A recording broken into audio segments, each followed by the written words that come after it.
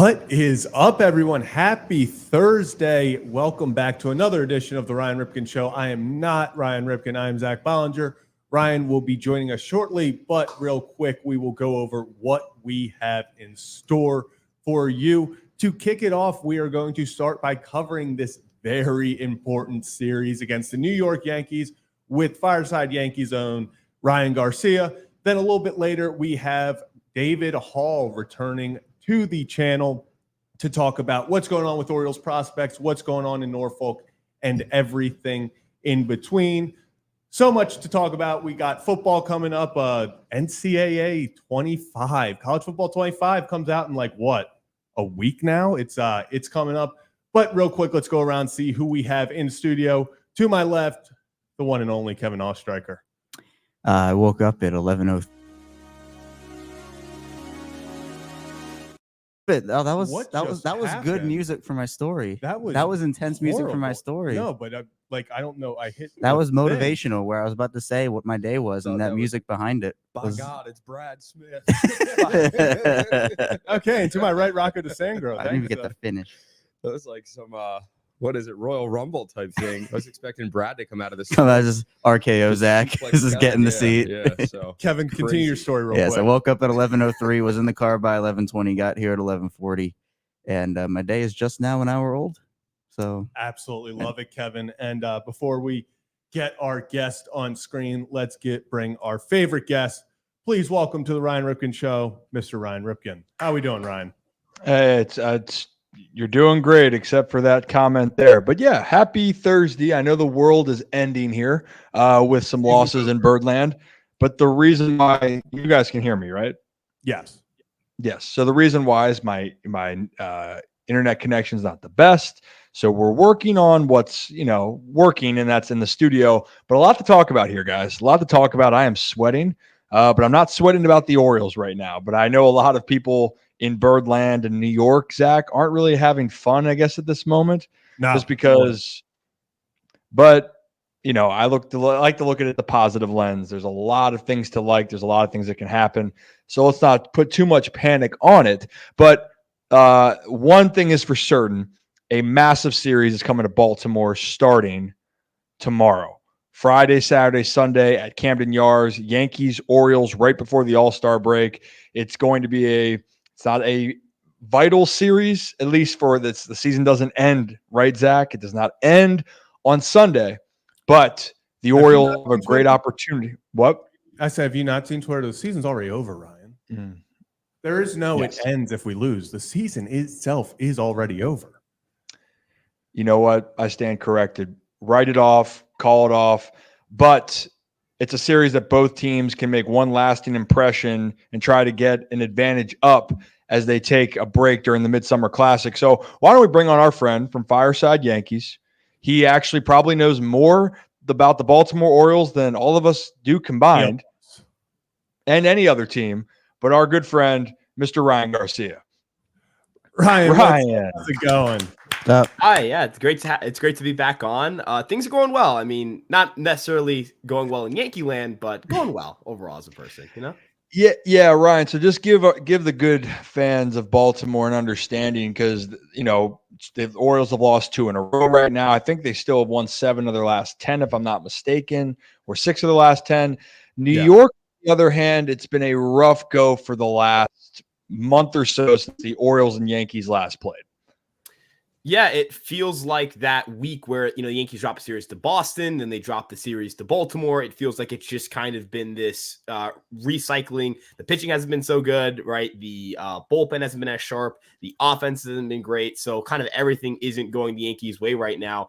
And for fans in Baltimore panicked about their team, I mean, I'd argue there are a lot of reasons not to be panicked, including having, I think the best record in the AL right now, or at least they're either tied with the Guardians or something like that. I mean, the Orioles, they're one of the best teams in baseball. They not even a month ago, they put a beating on the Phillies, who are currently putting a beating on the Dodgers. So I think it's pretty cut and dry that they are pretty good right now. And they've got the farm system to get better at the deadline. So I wouldn't be too worried if I'm Baltimore. Isn't it kind of crazy real fast? The difference that 4 weeks ago they met, and it was like immovable object. It was just like unstoppable force versus immovable object. And now these teams are meeting again right before the All-Star break, and it's like, well, someone has to win. Like both teams can't lose all 3 games. So it really is. They both went from playing some of their best ball of the season to definitely, I think both teams are looking forward to the All-Star break. Yeah, they both. I mean, the Yankees really need the All-Star break. It's not even just a matter of like guys slumping. The bullpen, I feel like, is really getting spent because starters aren't going as deep into games. And I know the rotation's kind of been a question mark for the Orioles for a couple of weeks now. So I think you guys can attest to this. In a series too, your bullpen really, like when you have to keep going to guys in the 4th or 5th inning after you're getting used to getting your guys through 5 or 6 innings, it really does put a lot of pressure on guys. I think it almost overexposed the bullpen. I think some people almost over-exaggerate the flaws in a bullpen because you're going to your 8th guy, the guy that's probably not even going to make the playoff roster or be on the roster after the deadline. You're going to them constantly to try to mop up innings. It's and on top of that too, you have to kind of load manage, not in the way that you do in the NBA, but in a sense of like you can't use your best relievers every single game. And I feel like some people get on managers a little bit too much for that, but you got to play for tomorrow in a sense because it's not the postseason; it's the regular season still. Yeah. You can't burn through guys. Yeah, I mean, as much as people want to see their guys consistently that they won out there, you're just not going to have that. And that's the reason why you have a bullpen and people have different roles. You want everyone to be elite or a guy that you can count on in the 6th inning as well as the 9th inning or anything in between. But you're right. You can't have that. And even some of the best arms. I mean, shoot, Ryan, Clay Holmes, and we talked about this in the past. I think Clay Holmes is a talented pitcher. He really is. Is he a Clay Holmes that should be an all-star? Probably not. But again, it's a guy that has probably been worked a little bit more because the Yankees have been in a little bit of a rut. And on top of that, then for the Yanks, injuries add up. And for their pitching staff as a whole, it's been a struggle. But also and Zach, I wanted to get this point out across for this. The Yankees now, it's the straight year of having this type of losing streak. But make no mistake as well, the Yankees also, we saw earlier in 2024, be as hot as the sun. And everyone was so mad. The Orioles were playing well, but they couldn't catch the Yankees. Ryan, you remember those good times? Was that a fun time for you? Yeah, it was good to know that like whenever you guys won, we would win just like every day. So it feels like it's the opposite. Yeah, that was lose. Yeah. But so in general, I just wanted you to point that out. And we'll get around to some questions here in a second. But let me start with this then, Ryan. Talk about the bullpen. Let's talk about now this starting rotation that's going to face Baltimore. And 2 names specifically, Rodon and Garrett Cole. We've seen the Rodon issues, but you think that this start for Garrett Cole might be just as important? Yeah, so the velocity was up against Boston, which is super encouraging, right? You need to see the Garrett Cole, like that type of Garrett Cole, the 96, 97s. But it didn't feel like the movement profile on the fastball, like it wasn't getting as much ride. He got kind of, Rafael Devers, what he does to Garrett Cole is just like, I guess I can't even watch the at-bats anymore. But there were some bloops those were unfortunate, but it didn't feel like Cole was overpowering guys. And that's always a concern because that's what Garrett Cole's MO is, right? It's the power fastball, the power slider. He's kind of become more of a finesse guy with the cutter in recent years. But it's still just the 1-2 punch, being able to strike dudes out. He wasn't able to do that consistently when he came back. He really got roughed up against the Mets. This is a big start for him. It's a huge opponent in Baltimore. You can say whatever you want about their struggles, but I think they have like an 806 OPS in the last like 20-something games. That's ridiculous, right? You're playing in Baltimore. If you're Garrett Cole, you have to deliver, right? If this is, you're the ace, right? This is a big start. Got to deliver. That's kind of where he's at right now. And then for Rodon, the lack of, it's just the fastball keeps getting beat and he keeps trying to go to it early in games. And by the time he's made the adjustment to go to secondary stuff, 4 or 5 runs on the board. And at that point, you're basically out of the game. Yeah. And you talked about, especially coming back from injury, the Orioles kind of just saw this with Kyle Bradish, obviously a different type of elbow injury, but it's hard when fans see these aces come back. They're immediately like, okay, he should be pitching like an ace again. Like he's an ace. And it takes a few weeks, a few starts to really get back into that swing of pitching in the major leagues. Because much like Kyle Bradish, Garrett Cole didn't really have a spring training. It wasn't like he was getting revved up and then something happened. So all of this is still kind of Garrett Cole's spring training. So I agree. It is. Ryan, you have something you want to add? I would like to. This is my hand up for that point. I think it's a great thing you just mentioned, because I think people already have the assumption that just because you're healthy that you're going to go out there and dominate. But how healthy truly is Garrett Cole, right? This was an inflammation situation where guys coming back from injuries, one, it's the reps, but then two, you never know if you can feel like you can get by the mental hurdle and the physical hurdle. And right now for Garrett, there could be a combination, right, Ryan, that it's a look, he physically might be getting back, but the mental hurdle of getting over the injuries and the grind is a whole different type of level. And I know the example here in Baltimore, it's on the other side. Kyle Bradish came out the gates hot, right? He looked good, but the physical part was the issue. There's the other side of players that are coming back from injuries where it takes some time. And I think for Garrett Cole, it just looks like on his face, Ryan, he seems a little bit more frustrated on the mental side. Is that a fair assessment? Yeah, I mean, it doesn't look like he's hitting his spots, and command is, I mean, to be a great pitcher, you have to have the stuff. You also have to be able to locate consistently, right? Like what goes into getting a swing and a miss, right? A fastball that has really good vertical movement. It doesn't matter if it's, got good ride, if it's in the middle of the zone, because that's still a hittable pitch. Or a great slider. I think of a big, nasty sweeper. Well, if it's in the middle of the zone, it's a hanging breaking ball, right? So you have to be able to locate your stuff. And I feel like he hasn't consistently hit his spots. And that's certainly been frustrating for him. The walks, like that's been up, and that's not very Garrett Cole-like. And then to your point about the mental block, like guys want to get hurt again. When you're thinking, hey, should I air it out? Like, can I push myself to get that 99, 100? Does it come with the risk of, am I going to hurt my elbow again? Right? No one wants to get hurt. No one wants to go through the rehabilitation process again. No one wants to be on the sidelines or in the clubhouse or in Tampa rehabbing and throwing and trying to get their strength and conditioning up. You want to be on the field and competing, right? And, I do think there's 100% that mental component of, just like getting your body to or getting your mind to get over that fear of getting hurt again and pushing your body to give yourself that max effort pitch. Yeah, and we talked a little bit about, just off the bat, the Yankees and Orioles only being separated by 2 games again, and the AL East and what that has kind of turned into this year. And Kevin, I believe you had a question kind of about that.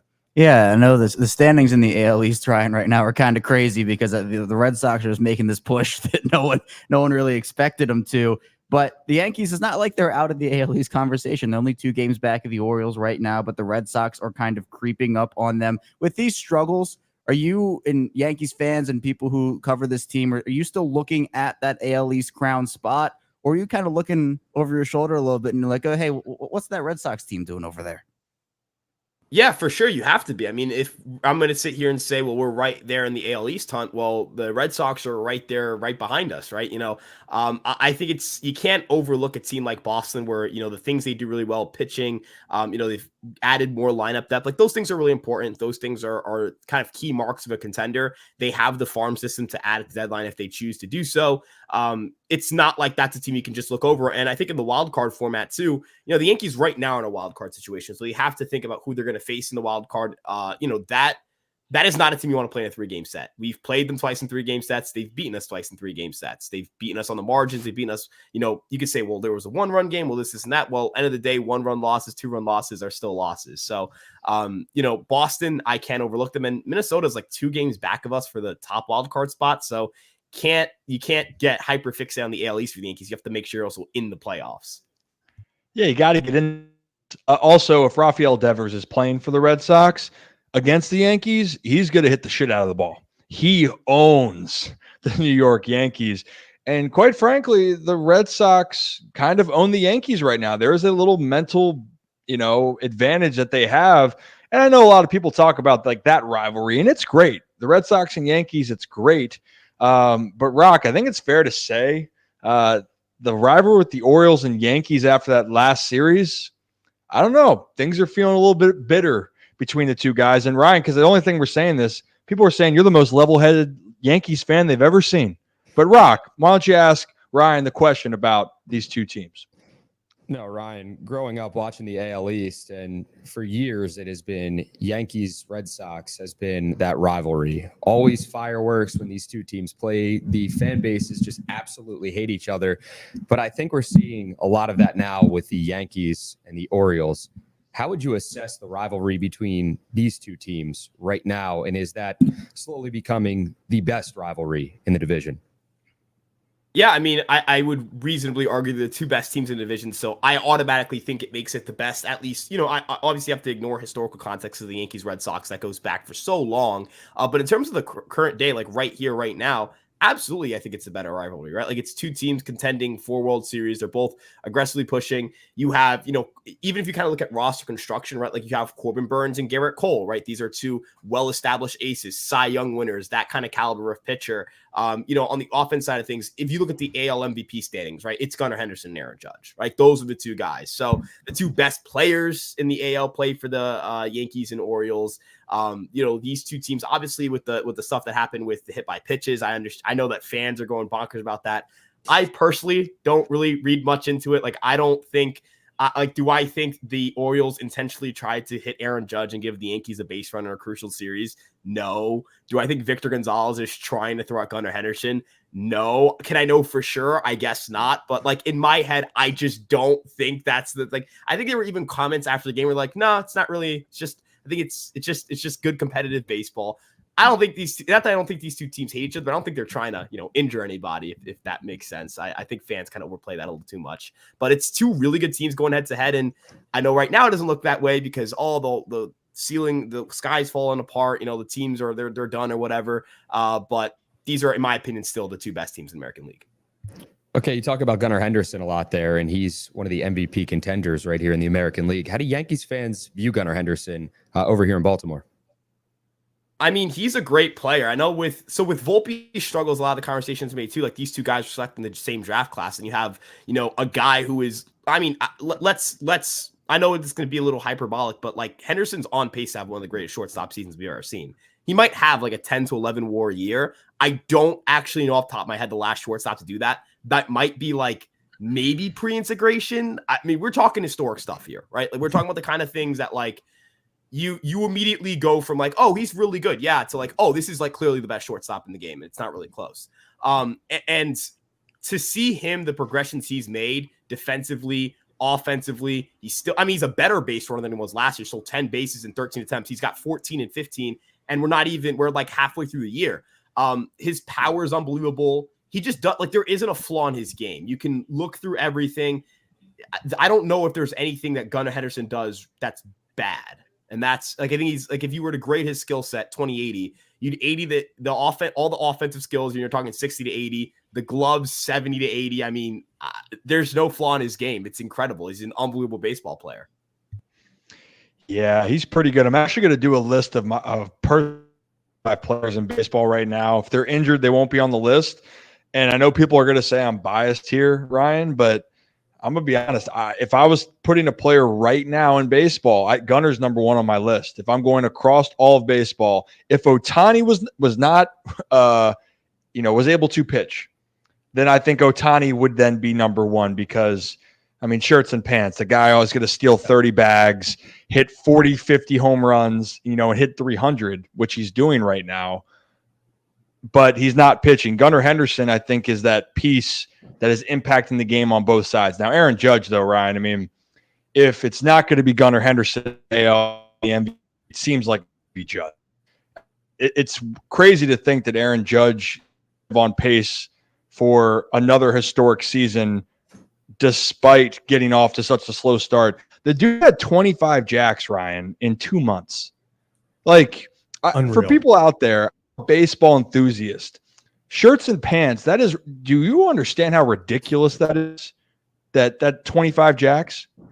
It's unbelievable. Unbelievable, Ryan. That's some people's career year.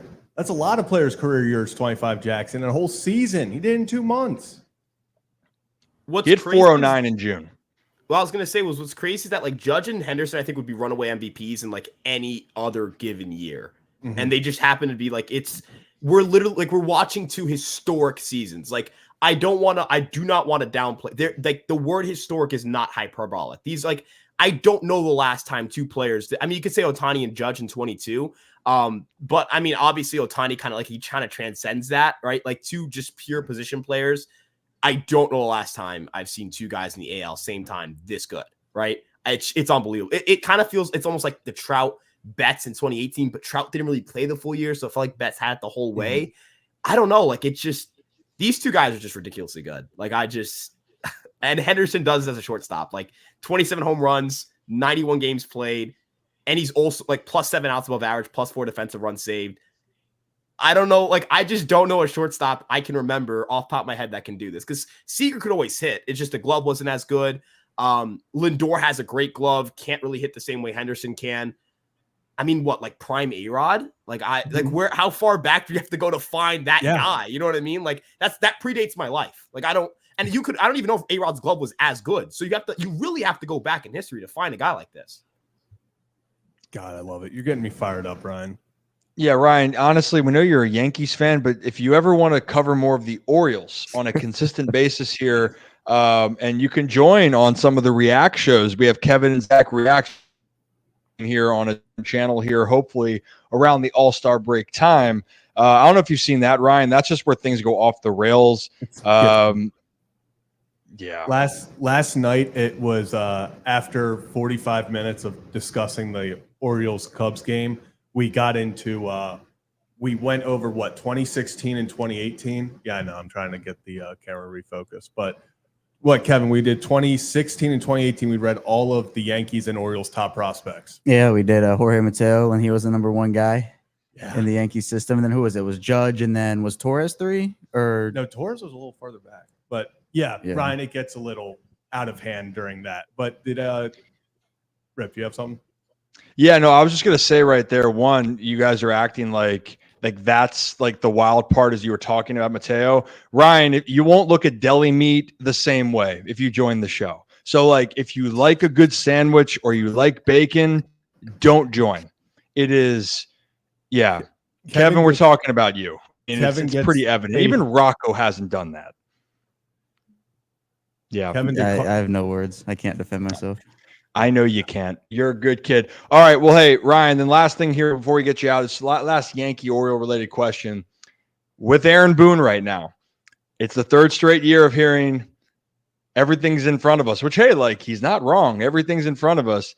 As a fan, though, of the team, should there be concern that New York could have the same fate they've had over the last couple of years, or what gives you a reason that they can and get back to the postseason and make some noise? Because the Yankees, the history, have not been back to a World Series in 15 years. Ryan, thoughts?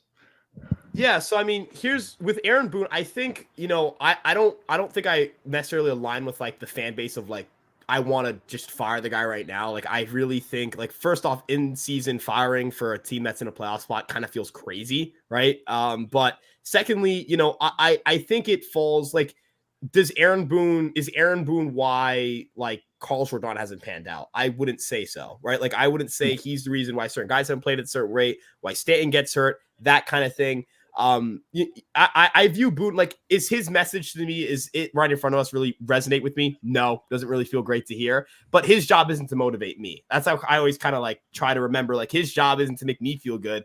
It's to keep the players in check. It's to do that kind of stuff. It's to be somebody the players can rally behind. Now, if at the end of the year, right, like they're out of a playoff spot, it's baseball. It's how the world works. I imagine he would get let go, and I imagine that would probably be the right call, right? That you go 2 years out the playoffs, especially a year where you start off, and I think it would be the first team to ever win like 49 of their first something games and not make the playoffs. It would be a historic collapse. GM would have to go as well, probably, right? Like, as much as like Cashman has a lot of cachet with the organization, he's been here for a while. If you cut the manager, right? Like Girardi got fired under Cashman, Torre was let go under Cashman. 3 managers, right? Like, it feels like the GM's got to go at that point. I don't foresee that happening. Like, I think the Yankees will make the postseason, and all you have to do is get a chance in, right? And I think this goes for both Orioles and Yankees fans, right? The Astros last day won the division, the AL West, and then the Rangers were like 4-12 against them or something. And the Rangers proceeded to, as you know, beat them in the ALCS. So all of these regular season games, all of the division stuff, the Yankees end up winning the division. If the Orioles end up winning the division, right? What I think everyone's going to judge these two teams on is what happens in October, right? Is it a failure if one of us makes the World Series and loses it? Absolutely not, right? If one of us makes it, if you guys make it, it's a massive success of the season. I don't care what happens after that point, right? If we make it, massive success of the season, doesn't matter what happens after that point.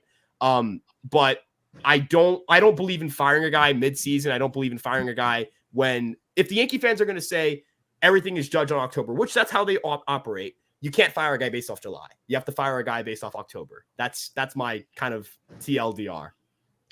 I like that. I think the reason why I just wanted to bring it up, I like Aaron Boone. The players like Aaron Boone.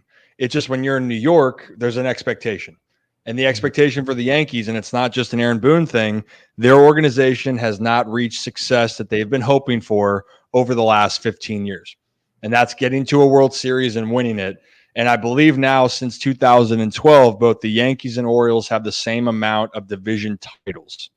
I think that's a fact check, but we'll see. Ryan, you are a delight, man. We got to have you come back on and talk about all the prospects that you've mentioned in the past for the Orioles. And again, if you want to join a very interesting reaction show, we'll be in contact. I'll text you. Okay. Good with me. Yeah. All right, Ryan, but before you get out of here, where can everyone find you with Fireside Yankees and your personal account? Yeah, you guys can find me at Ryan Garcia ESM on Twitter. Fireside Yankees, there's an @ in my bio. We have a Twitter, we have a TikTok, Instagram, Facebook, and a YouTube page. And I have a baseball podcast called @Caught Looking. That's also in my bio. So if you just follow me at Ryan Garcia ESM, you can find all those links. Awesome. Definitely make sure to do that, people. And you know what? This is the highest honor you can get. Yep. Zach, is this the highest honor you can get? The highest honor you can get. On this show, Ryan, you're referred to as a good kid. That's a big step. All right, Ryan, we appreciate you. Thank you. Good luck this weekend, and I'll be bothering you very soon. But that's Ryan Garcia, everybody. Awesome. Thanks, Ryan. Thank you guys so much. Have a good one. You too. We have some breaking news. Yes. By the way, Yes, we do. Yes, we do. Would you like to talk about it, someone? Yeah. Rocco. So the Orioles have made a roster moves, whatever you want to call it, selecting the contract of right-handed pitcher Birch Smith from AAA Norfolk and optioning Dylan Tate to AAA Norfolk. So that is the move the Orioles have just announced. Guys, thoughts on that right now? So good. Sorry. What was no? the? Go ahead, because I was going to say. I'll say my thought. Shout out Birch Smith. Yeah, I mean that's this move. I feel like is right before the All-Star break. They need more options in the bullpen. Dylan Tate has pitched a lot recently. You don't know how much more you can use him over the next few games. I think I'm not looking too much into this one. Tate obviously has just been used a lot, and excited to see what Birch can do. Anything. This Birch Smith is, he's a 34-year-old righty.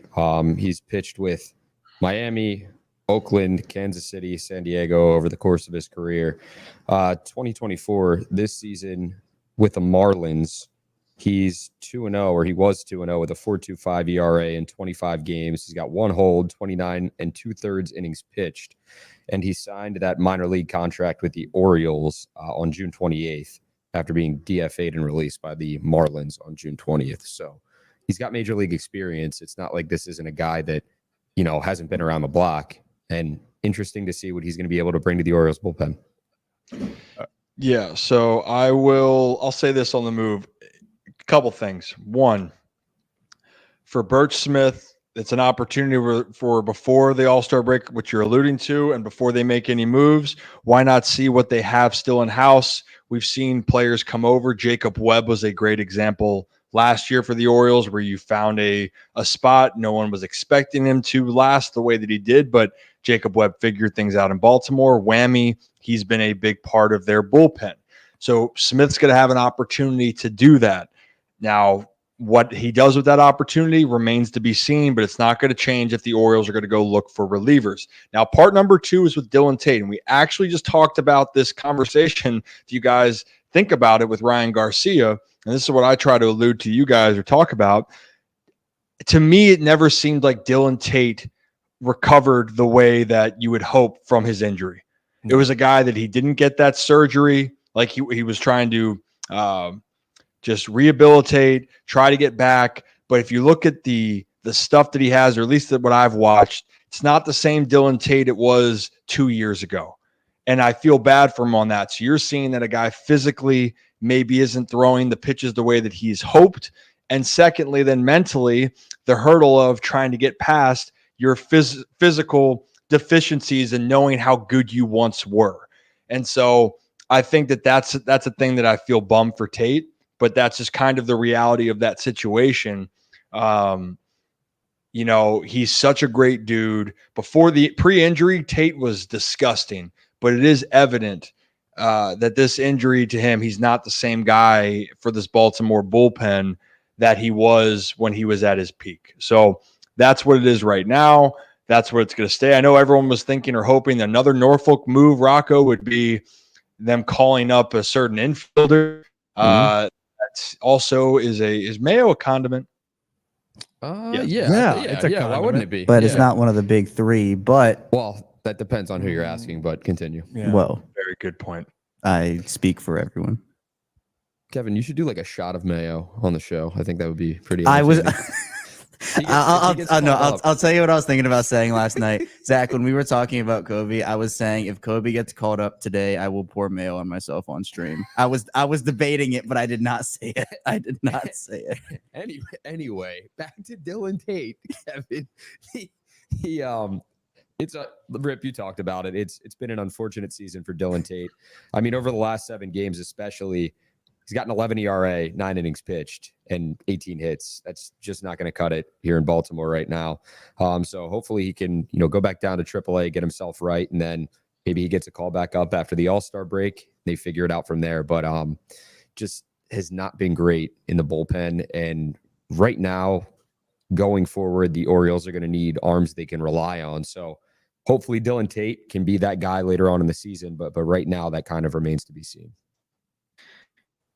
Yep. And so that's the waiting game of what's going to happen. When I was actually trying to, the Wi-Fi connection's only so good over here. We hold breath every time. Or Is by my we, mic I mean down. It's yes, a little Is bit. it- okay. I'm sorry. I'll try to speak into the mic louder, but I have no control over it. Yeah, I've been trying to raise your mic, but it's just not. So My apologies. yeah. And while we we work on your mic, and how about we take a ride on our Adams Jeep on that lovely sign right behind you? Oh, Kevin riding on the Adams Jeep. No one's going to ride the Adams Jeep. We are just riding the Adams Jeep. Yeah, but Rocco, show the sign up. That nice sign behind you up in Aberdeen. Adams Jeep. Oh, let me get the old boop going there. Boom, there we go. Friends up at Adams Jeep, go up in Aberdeen and purchase yourself a nice used Jeep and get a mention. What, Rocco? What do they have to mention? They have to mention that Rocco sucks. Or that you watch the Ryan Ripken Show and you can get a $500 gas gift card for something that you probably already feel that you dislike Rocco, or you watch the Ryan Ripken Show. So make sure to go on and see our friends up at Adams Jeep. They also do car detailing, and I've heard nothing but fantastic things, if I'm being honest. I think I'm going to tell my parents or my girlfriend to go up there and, say Rocco sucks. So the family can get in on this deal because I refuse to go. No inside jobs. You would not allow me to have an inside job with the tournament. We're not doing any inside jobs here. Speaking of, if you won, I our know March the Madness third place tournament, winner. I know the third place winner. We also know the second place winner, but we don't know the first place winner. We have contact with second place. We are in July. This has happened in March. At some point, we just got to give it to someone. Yeah, it will go to the second place, not to the third place winner, Yeah. Kevin. Kevin trying to get an inside job on the show. Unreal. Rocco just did it. Yeah, and we denied it. That's right. Yeah, Kevin, heel. Let's heal for a moment. Hey, let's take a quick trip around our Adams Jeep around Maryland, the sports around the globe with it. Let's start with some news outside. We're going to go back to baseball talk here, everyone. Don't worry. We're going to have David Hall joining us to talk about a lot of these prospects and opportunities.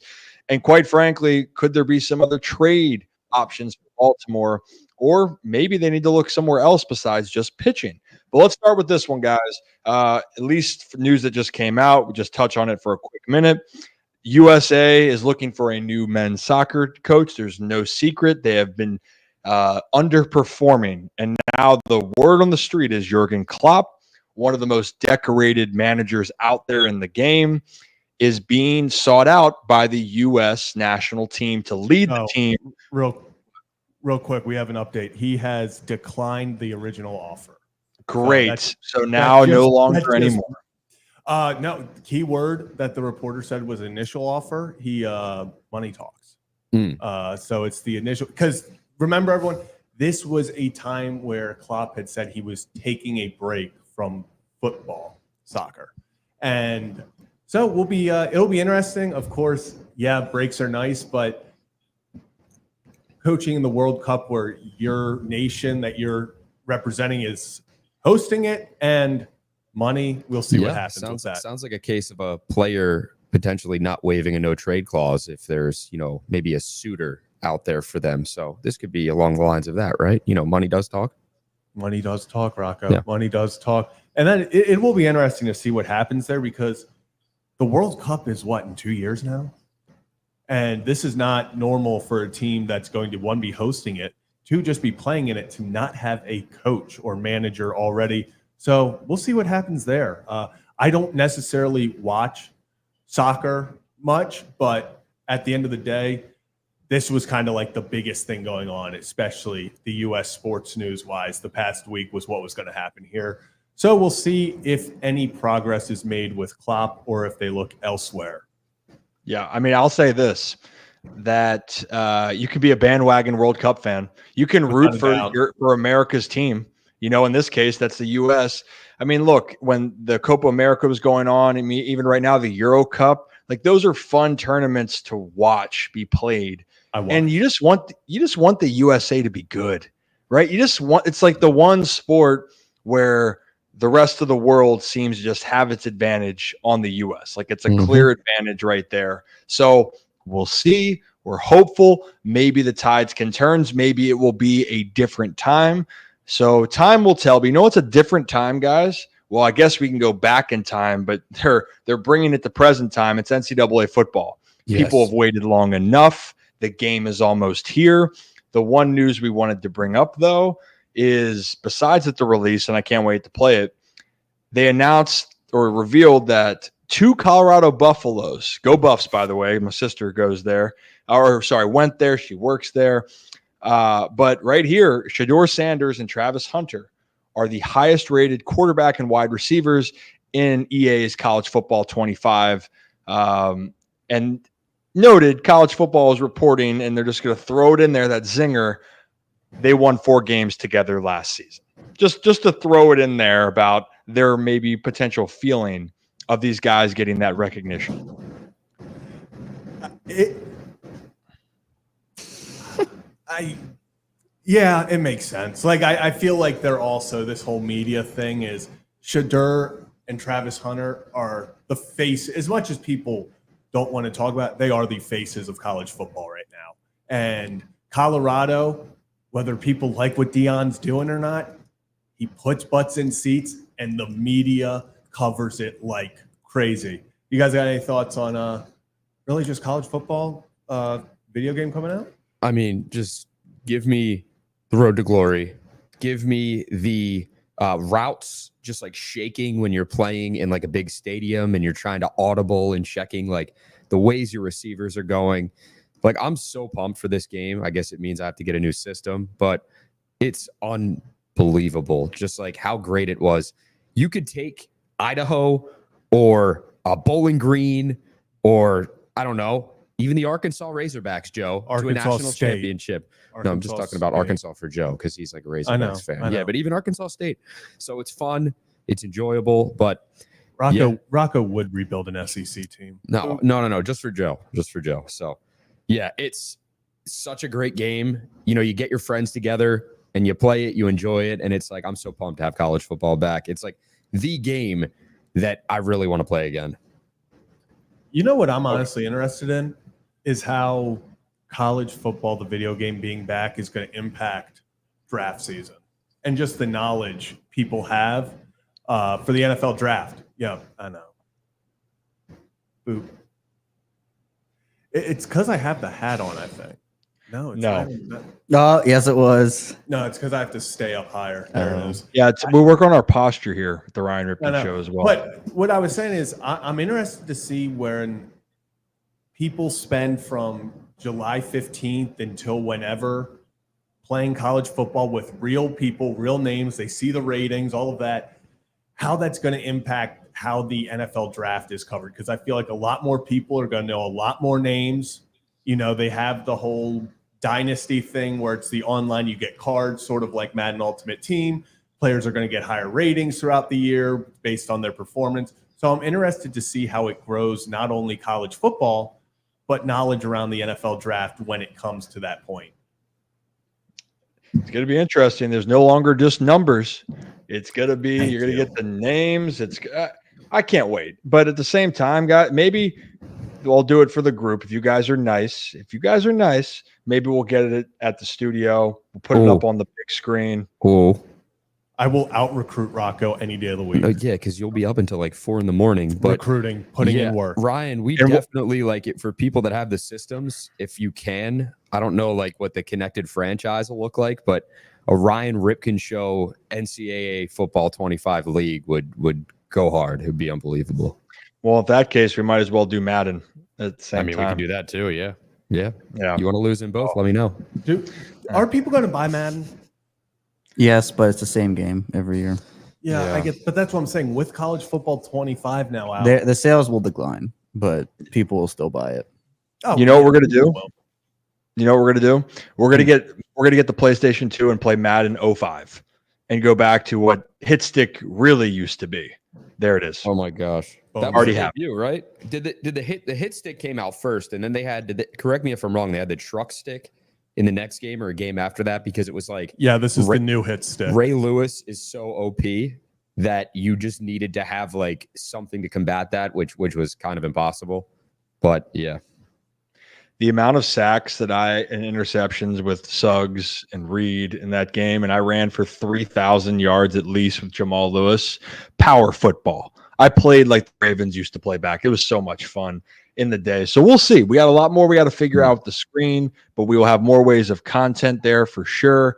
I just want to see a better game. But the old games have MVP baseball there. Last thing I'll say, they just made the games like actual enjoyable games. There's no add-ons. It was what you see is what you got. So that's all for that. Last little spicy topic thing, guys, then we'll move on here.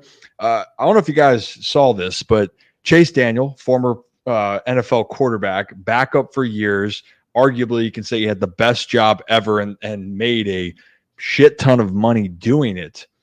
But Chase Daniel then made a comment because Joe Burrow came out and said that he thought that the NFL then should play 18 weeks and give the players 2 byes, which Chase Daniel alluded to and said, well, here's the tweet.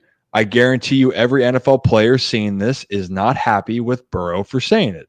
The NFLPA is already having meetings about damage control. The owners just gained some leverage over the players. This is what happens when a top 5 quarterback speaks in favor of an 18-game season. Now, flash forward, pardon the with Tony Kornheiser, they were a little bit more critical of Chase Daniel. We don't necessarily have to play the video because the audio is a little bit off, Zach, but essentially, they said that because Chase Daniel was a backup, how would he really have any type of real insight into the situation? And then Chase, as you guys can read here, and I will say it for the ones that are listening on the audio, he said, Tony, I love your show, but in 14 years in the NFL and 8 of those years as a voting rep for the NFL Players Association, it's literally irrelevant how many games I started for this convo. I never said the NFL wouldn't end up in an 18-game schedule. It's probably going to happen, but I've talked to people within the union and players that have expressed frustration with a star quarterback talking about this publicly. Frank, the players actually have to agree to 18 games or it won't happen. I've been a part of 3 different CBA negotiations and an uncapped year. I have some decent insight and experience on this. So I love that from Chase. He was respectful, but I think that people, just because you weren't a backup or you weren't a star quarterback, does not mean that you don't have the leverage and understanding. This dude has seen contracts and negotiations upfront and personal that the majority and 99% of the population hasn't seen. I mean, you guys have any thoughts on that? I mean, you hit the nail on the head there.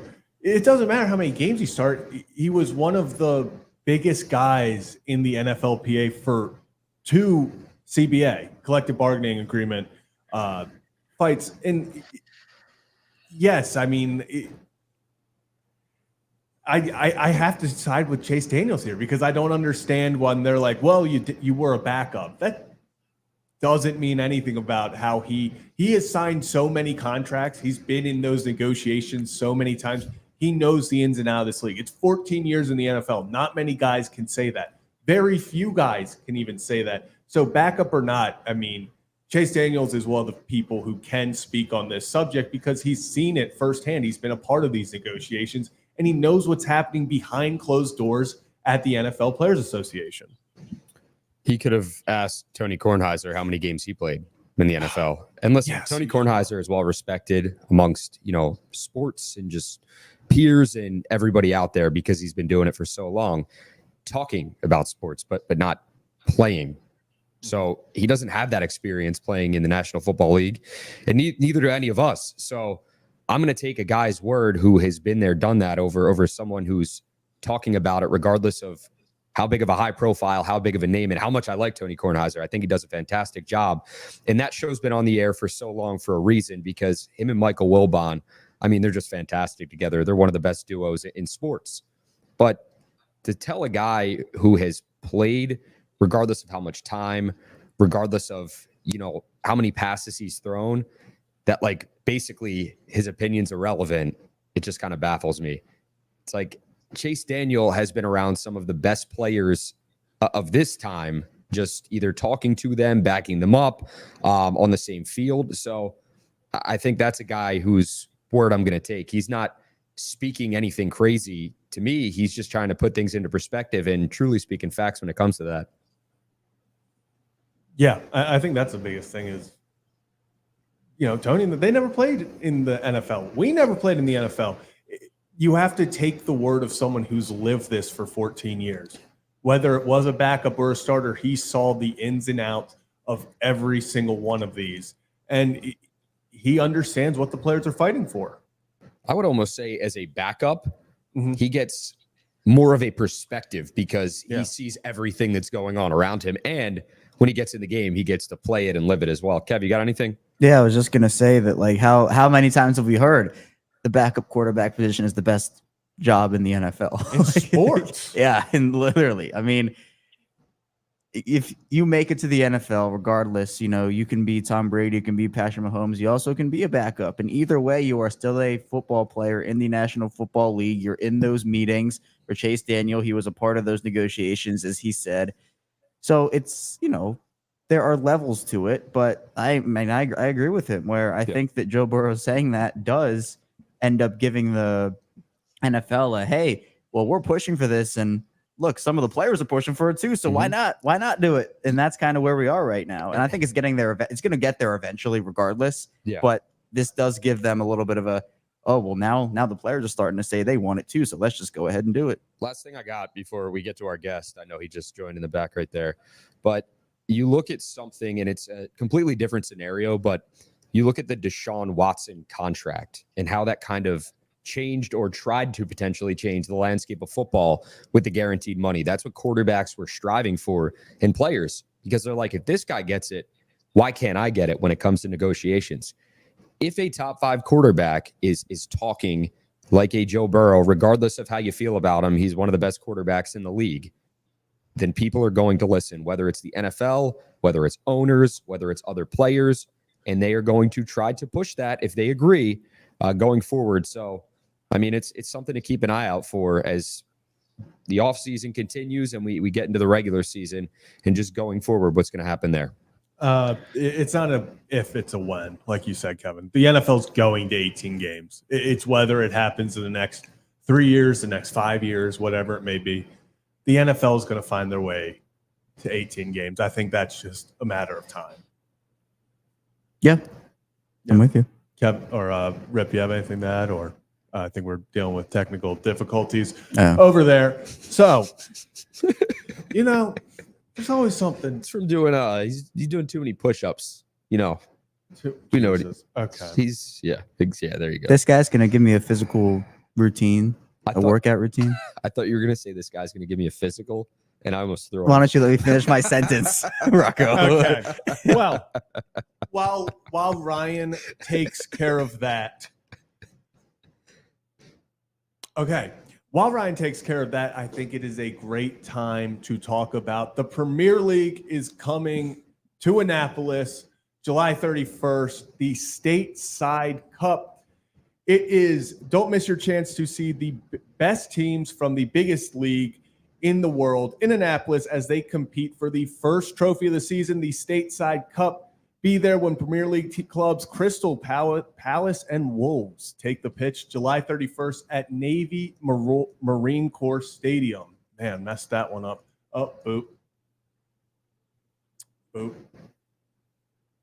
Start it over. Now you need to start the sponsorship read over.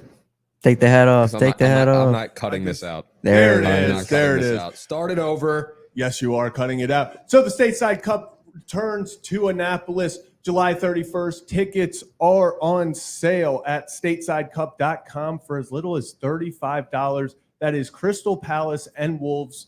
Two teams in the Premier League will be there. We will be there. I'll be there. Rocco, will you be there? I'll be there, man. Kevin, will you be there? I'll be there. And I know Rip will be there. So we will all be there, and we hope to see you there as well. July 31st, Stateside Cup. Actually, I just got my credential approved from the Stateside Cup, so I'm pretty pumped. As did I. It's official. We are officially going down. And Ryan, you got anything to say? You excited? I know you're excited. We're officially official. Yeah, no, I'm psyched, man, because the other part Yeah. we're doing here with our coverage, obviously in this region, we're going to talk about the sports teams, but at the same time, we want to go to the events, boots on the ground, have some fun, interact. We love our community, and these are things that are happening in the community, so why not go and have a time? So I can't wait. That also is going to include other events in the future, so stay tuned for that. And maybe we'll have some other guests and maybe some challenges. I just checked. Got approved as well. The boys are so back. It's a challenge being friends with Zach, so I think we can get along down there in Annapolis and really enjoy this event together. It's going to be fun with just the Premier League. If you've watched it on TV, if you haven't, maybe you're not a soccer fan, but this atmosphere is next level, regardless of who plays. The fans, it's electric. Just being there is awesome. I've been to a few soccer games before, and they're fun, but watching the Premier League on TV and just seeing what they do, what they're about, the fan bases, they really get into it, and it's awesome. So if you haven't had the chance, if you're not a soccer fan, listen, give this a chance. Go down, enjoy it. It's 30 minutes to an hour drive? Yeah, exactly. From Baltimore, exactly. like 30, 40 minutes. Not bad at Check all. out tickets right now. Like, you really should. It's going to be It'll a hell of a worth it. time. It's going to be a hell of a time. I mean, these are two of the best teams in the world. Premier League is as top of the top as it gets. So, Yeah, and we might have more events like this too.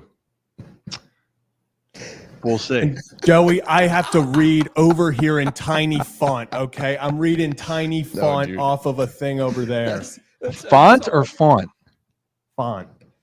Dude, sorry, we're done with the sponsorship, right? Like, we can chime in right now. Like, we did the read. It's edit. We can. Yeah, we can Rocco edit. just wants to talk so bad No, over Rocco, Reels. No, I whenever don't. I'm Rocco, just like, this whenever is Rocco hilarious. sees Turn as to the soon as left and cough, Mr. Hey, I don't know what was that in reference to. because of the physical.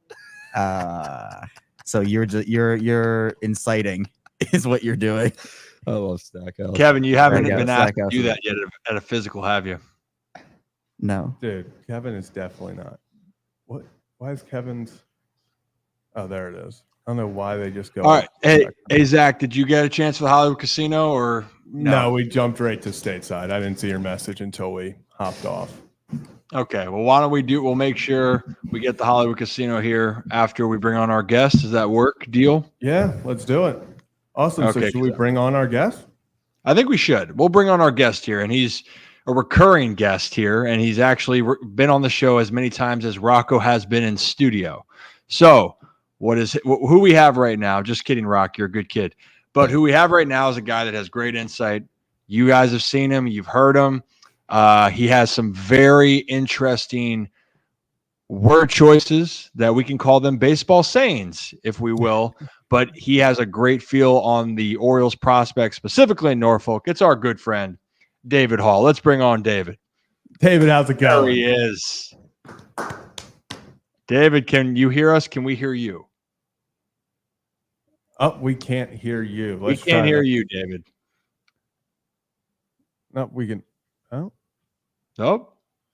1 second. 1 second. We will bring David back on in a moment. So, you know what? This is a great time. Did you know that Twitter is testing a dislike button? Yes, I did. That's see great. that. That's great. It's a great time. Zach, Dude, maybe this Kevin's would be a gonna good get time. ratioed. Yeah, you should watch an episode of Reading Rainbow and then come I back. don't know what that is. You don't know what the Rip? I know you know what the Reading Rainbow is, right? Yeah, it was also you would know the jingle, Zach, but you don't know the jingle. It's in the book, the Reading Rainbow. Rainbow. Yeah, and then they went, I can't go anywhere. Right, Rip? Something like that. The Reading Rainbow. That was beautiful. Thank All right, let's bring our guest back on. We Yeah. should have more sing-alongs. I'm so sorry. David, welcome back. How's it going? That was fun. Can you hear me now? Yeah. Okay. Yeah, I like this. We got like 4 slap dicks on 4 continents. That's exactly what it is. Oh, sugar. Hey, David. So I guess we haven't seen you in a week, 2 weeks. 2 weeks? Yeah, I've been doing nothing but drinking tequila and doing push-ups since the last time. Yeah, you know what? It's a good mixture. You know what? Also, by the way, if you guys have seen that photo, it's out there. I was a little worried about the railing on it. So, and you guys should have seen when I was doing dips with 2 chairs to get a workout in. Zach, Kevin, we'll work on some dips in the future. I'm sweating this, but all right, David, where do we start? You know, besides the fact that you're literally boots on the ground each day for the most part with the pulse on this team, it's getting hot, and it's not just getting hot outside, which is blazing. The trade deadline's getting hot, and there's players that are linked to trades or should get moved. But I think both you and I have talked extensively about one player, and no, it's not Kobe Mayo this time. It's the other player, Connor Norby, who, even though he looks like a candidate to be moved, you have a different opinion on what he could be if given the chance in Baltimore. Oh, he is a major league second baseman or a major league outfielder. Either way, he's a major league hitter. I mean, Yeah. the dude's hitting 294 this season. He's hit 351 in July. He's hit 4 home runs in his last 5 games. I've said it before on here, like in any other organization, he's selling tickets. He's a guy fans will know, and he's completely confident in that fact.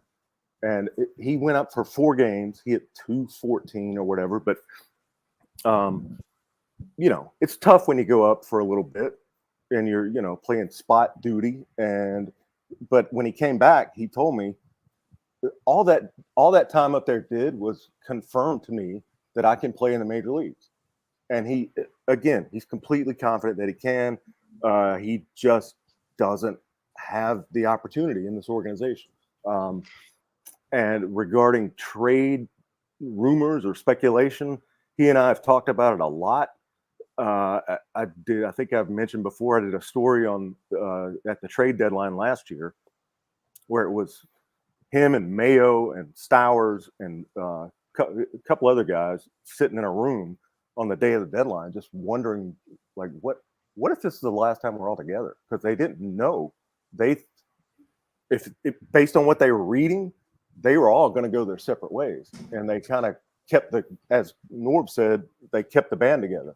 And I don't know if that's going to happen twice. I'm not even sure that's possible, especially with the Orioles in contention in first place. And they're trying to win, so they need pieces in the big leagues, and they unfortunately don't need the pieces they have here necessarily. However, go ahead. I would say that of all the guys they have, all the pieces they have, Mayo and Norby are the most untouchable. They should just leave them alone. Interesting. So you know what? I love that you said that, because a lot of people are going to say, well, you have Jackson Holiday there. And again, like there's nothing that Jackson has done for anyone to discredit or change their opinion on what he could potentially become. He's so young. But I think what you're just trying to point out more is that Connor Norby, and this is why when you're saying trade chips, Connor Norby also would be a team's top 3 prospect, maybe top 2 if he was with another organization. He sits as the Orioles' number 5 overall prospect for their team. So if that gives you guys context on how he's viewed, at least on MLB.com, the only guys ahead of him are Kobe Mayo, Sam Basayo, Jackson Holiday, and then they have Enrique Bradfield Jr. on this list. But so in this case, then, if we're looking at it, okay, so Norby, let's just say they keep Norby. Do you think then at the time right now for like a guy like Kyle Stowers, who, shout out Kyle, he doesn't want to be a home run record leader down in Norfolk, but he's a guy that has proven all he can at that level. Does he seem like a candidate really that there's no way that they can keep him after this deadline? To me, he's more movable than the other guys. And that's no knock on him. Like you said, nobody wants to be the home run leader in AAA. It means you've been here too long, and I think anybody would agree with that. Buck Britton said as much the other day, the manager here. But as Buck also said, all home runs are welcome. So there's nothing bad about having that record, really. But yeah, I mean, I think given the depth they have in the outfield, yeah, Kyle could be a dude. I mean, certainly as much as anybody else. And yeah. I don't think he's at the level of protection that Norby and Mayo are at. So we'll see what happens. Would it be something as simple as if Kyle Stowers was a right-handed hitter, he'd have a better opportunity? Because it feels like right now the Orioles are in a tougher spot because they have so many left-handed outfielders.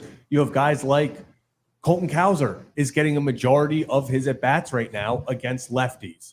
And he's obviously struggling against lefties. He's not as good statistically against lefties as righties, but because of the construction of the roster right now, he's forced to go hit majority lefties.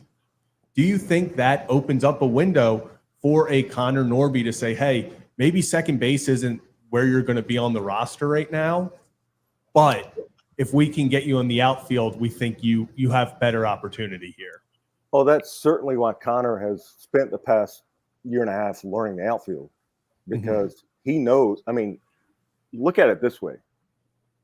He's not only blocked in Baltimore, he's blocked here because they have Jackson playing second base. And so that bumped Connor to the corner outfield, and he's embraced it. And he understands that the more versatile he is, the better his chances will be to get to Baltimore or get to the big leagues with another team. And he wants to play for the Orioles, but he has said that it's a business, and if he has to go elsewhere, he's fine with that. So that's the goal of everybody here in AAA is to get to the big leagues, period. And if that's with Baltimore or Oakland or the White Sox or whoever, then let's go. Sign me up. And that's the way they look at it.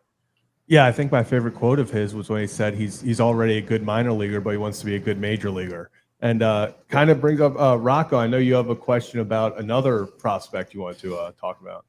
Yeah, while we're on the topic of just, Rip brought him up in the beginning, Kobe Mayo, in your words, your terminology, he did hit another ass missile yesterday to deep center field.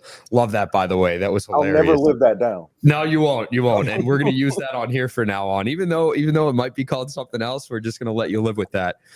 But with Kobe Mayo, people have seen him just hit the cover off the ball. And I think it's so much more than that with him as a ball player. But looking at the Orioles right now, and especially this series, their bats have struggled tremendously.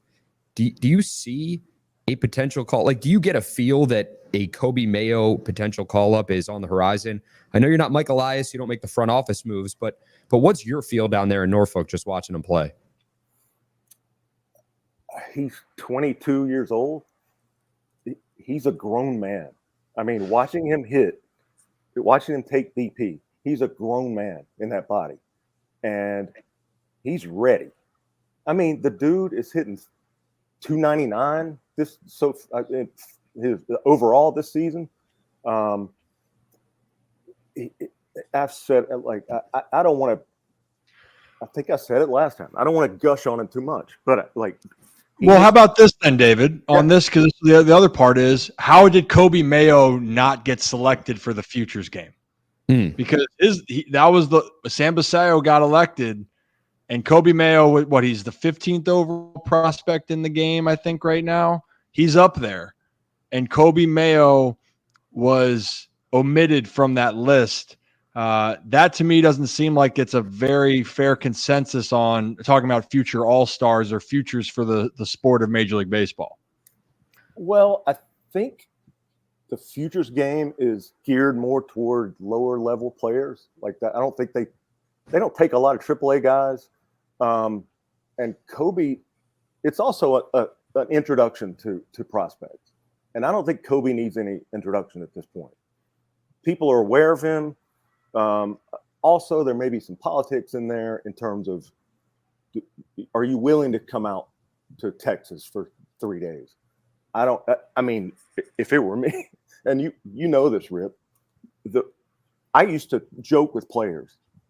If they turn me down for an interview or something, I would go, okay, I'm going to vote for you for the All-Star team.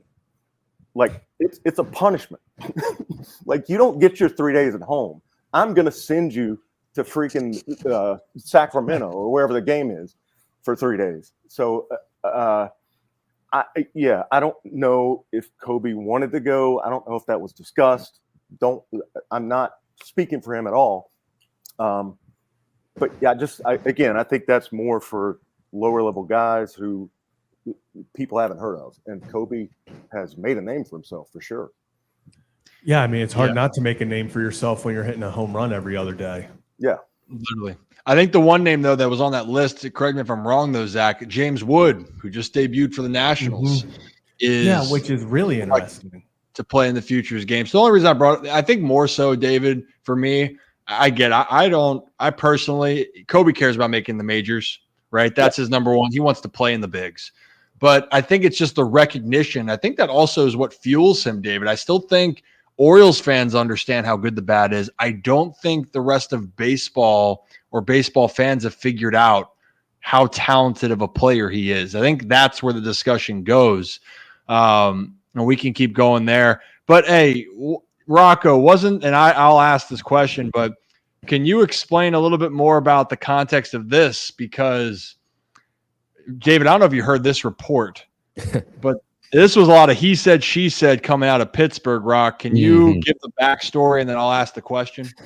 Yeah, there was a report out there on social media. I think it was from like a Pirates account or something along those lines, where there was Jackson Holliday's name thrown out there at some point in time this season. Like, evidently the Orioles reportedly approached Pittsburgh for a trade that would have involved Jackson Holliday and Jared Jones. So I think a lot of people here in Baltimore looked at that and they're like, what? Like, what? So I have no clue if there's any truth to that. I'm not really on the side of believing there was truth to that, but who knows? Could be completely wrong. Rip, you want to take it from here? Like, I just Yeah. can't see a world right now where the 1-1 pick for the Orioles just 2 seasons ago would be tossed around in trade talks, but they do need starting pitching, but not for a player like Jackson Holiday. Like, I feel like you'd have to get a haul and much more than Jared Jones, regardless of how much club control or whatnot that he has and how young he is too. Yeah, I mean, David essentially then wraps up with, I mean, Jared Jones is a stud. I think talent-wise, he's a stud. He's a beast. But alluding to it, I mean, you've seen Jackson, plate discipline, everything's there. But if we'll turn this conversation. And I don't like getting hypothetical, but it's interesting because of that conversation. We've talked that the Orioles have hitters, but not as much top pitching prospects. We like Chase McDermott. We like Seth Johnson. We like Cade Povich. But if there's a way to get a high leverage pitcher, not on the land, like Paul Skeens obviously is the example of a guy that teams would fight over. If the Orioles wanted a true ace, do you think that they would really trade that chip of Jackson? This is just an honest opinion because I think people have a different perception of what Jackson was, not rightfully so, but a different perception of him because he had a failure for 30 some at bats in the big leagues. I don't think they're looking to move him. I mean, if they wanted a pitcher instead of him, they would have taken a pitcher 1-1. Yeah. So, I mean, yeah, that Jared Jones is a stud, as you said. Jax is a stud in waiting. It's going to happen. I mean, it's all there. And when you look at the fact that he has basically the same number of strikeouts as he does walks, that is rare, especially for a 20-year-old kid in AAA. Yes, he had a hard time in the big leagues. He pressed. He tried to do too much. He didn't stick with what got him there. And he came back here and kind of regrounded himself. And he's got his feet back under him. And he's going to be fine. He's going to be an all-star. I mean, I really think that. Just like Mayo and Norby. I think they're all three of those guys are on that track. On the other hand, there's the famous, or maybe not so famous, Casey Stengel line about somebody asked Casey Stengel about a prospect in spring training. You know, what do you think? How could this kid turn out? What's his ceiling? And Casey Stengel goes, well, Jim Jones is 18 years old. In 10 years, he's got a chance to be 28. So, I mean, there's also that school of thought. In 10 years, he's got a chance to be 30, but he's also got a chance to be, you know, by then a 6-time All-Star. But he really does have that potential. He knows the strike zone at a level that belies his youth. So, no, they're not looking to move him. No way. At this point, they're going to give him a chance to be what he can be. Yeah. Otherwise, it's just dumb. Why'd you pay $8 million for him? Yeah, David, I agree. Go ahead. I was going to real quick. Do you have any concern about Jackson Holiday's fielding? Because I've seen that's become like the new thing against him, the new knock. And obviously he's not fielding right now because of the elbow, but it feels like the new knock against Jackson is, oh, well, his fielding's not good. He's not great at second base. He leads the team in errors. Is that something that concerns you, or do you kind of chalk it up to he's learning a new position? Yeah, I mean, he's been a shortstop his whole life. So it's a different job. And I've done both those jobs. Not in the major leagues or AAA even, but I've done both those jobs, and they are different. And there are nuances to learn about turning a double play in one direction versus turning a double play in the other. And, you know, at shortstop, I think it's easier to go to your right. It's more instinctive. But when you're at second base and you're going up the middle, it's a little tougher. And then you're throwing across your body, really across your body. Again, the kid's 20. He's fine. Everybody talking about his defense or his batting average. Shut up. He's fine. Love it. Yeah, what were we all doing at 20? I think I just got drafted and then got hurt for the first time.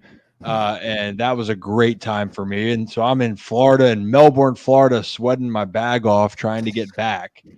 And then I don't even want to know, Zach, what you were doing over in West Virginia. Yeah. I was actually president of my fraternity at the time. So kind of the same. Surprised you weren't in jail. That's what my Rip. landlord said to me. Yeah. When I was 20, Rip, I couldn't make a fist.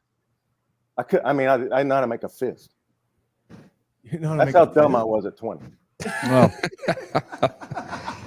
you know what? We all have our issues, David. But you know what we're saying is at 20 years old, Jackson's issues are way, way better than ours. The fact that he's one of the most gifted, talented players in the sport.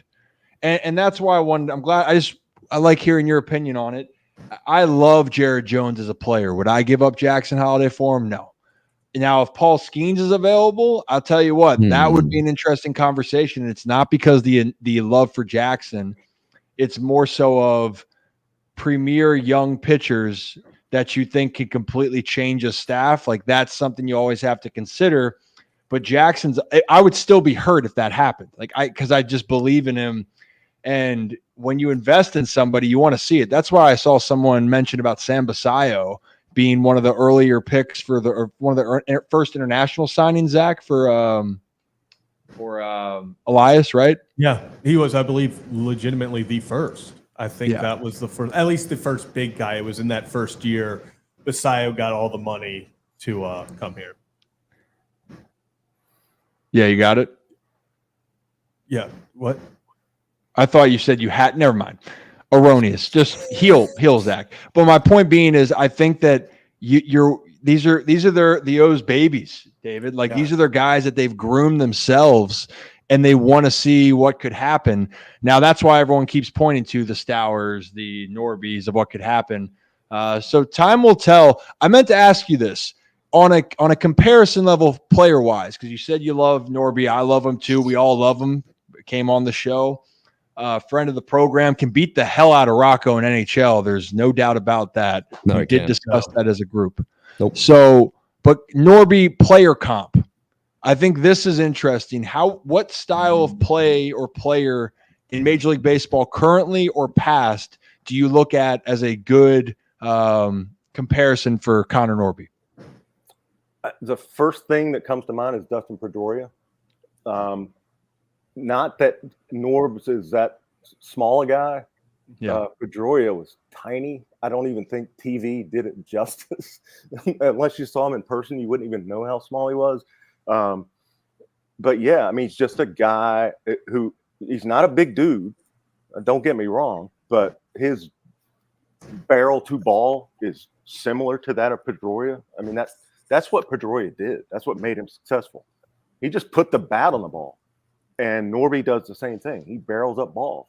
And when you do that, and the ball's coming in at 98 miles an hour, it's going to go far.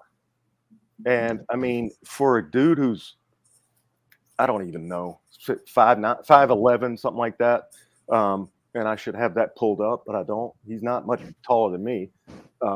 He's hit 15 home runs this year. He just hit his 40th career home run for Norfolk, putting him in the top 3 in Orioles affiliate history, along with Stowers and Christian Walker. And those are power hitters. Yeah. Oh, yeah. And Norby is a sneaky power hitter. He is for average, for sure, everywhere he's been, from college on up. But he also, I mean, you can't even say he runs into some because he's consistent. He hits 27 home runs a year, something like that. So, yeah, he does remind me of Pedroia in that he's not a 6'4" dude who looks like he's going to hit the ball a mile, but he still does. Yeah. Well, and to me, Pedroia was like that ultimate gamer. I feel like Norby's just a gamer, man. Like he that's the word. And Pedroia, that's still one of my favorite stories I've heard about. This is a different thing. I don't know if Connor has this, but I could see it kind of almost that you got to fake it till you make it mentality of no matter what's going on. There was a story with Dustin Pedroia I heard. He took one of the worst batting practices of all time. I heard like he's getting jammed. He's hitting just some lazy fly balls or line drives or whatever it may be. Bats. Yeah. Break it. But yeah. And Dustin comes over to say hello, and Dustin just goes, "Yeah, you see that round of BP," and everyone's like, didn't know what to say, and they thought he was going to make a joke about the round being bad, and instead he goes, "Again, this is what I heard was, yeah, did you see that? I was hitting missiles, I was hitting fucking piss rods. Yeah, I'm locked in." And then like walked away, and the guys were like, "I can't tell if he's serious." And then that night, I think he had a home run or 2 or 3 hits. But the point that I was trying to make for Pedroia, he just showed up. He didn't care if he felt good. And I feel like that's a good way to describe Norby, David. He's just a guy that shows up. There he goes. Yeah, There goes. we know what happened eventually. Yeah. Well, I'll continue that. Norby All right, yeah. is a guy who I talked to him last year about, because he was having a great year. I talked to him about the frustration of being stuck here and doing everything you can here and not going to the big leagues. And then he got his shot this year, went up for a few games and came back. And it's the same conversation every time with him. And there have been many. He goes, "I'm here. My job is to produce here. I can't worry about any of the other stuff." So yes, you're correct, Rip, in that he's like Pedroia as a guy who shows up and does his job and doesn't really worry about anything else. Yeah. Rip, Funny I think you're story, right. very, very quick story. I was in Baltimore to do some feature stuff on guys who had been here. This was a few years ago, and the Red Sox were in town. And I have an old friend named Torey Lovullo, who's now the manager in Arizona. And John Farrell was the manager back then, another old friend. He was the manager of the Red Sox. And I'm in the dugout, third base dugout in Baltimore, talking to those two. And a guy walked up beside me. Torey's like, "Hey, David, I want you to meet Dustin." And I just turned around and shook this kid's hand. And I swear to God, I thought it was a bat boy.